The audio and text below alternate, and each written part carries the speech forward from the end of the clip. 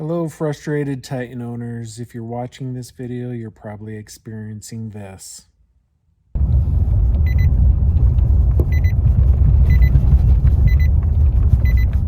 Your parking brake warning light is going on, but your parking brake is not engaged.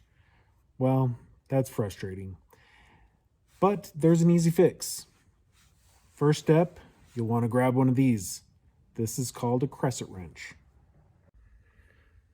Next, you'll want to locate your parking brake lever and then look up under the dash. And at the top of this lever, you'll find a little tab. And this tab pushes a switch.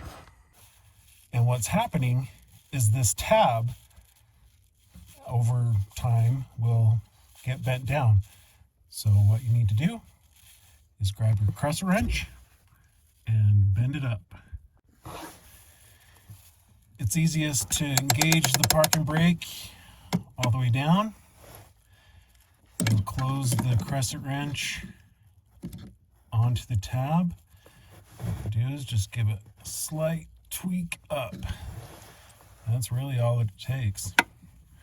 And now it presses that switch all the way up and your frustrations are over.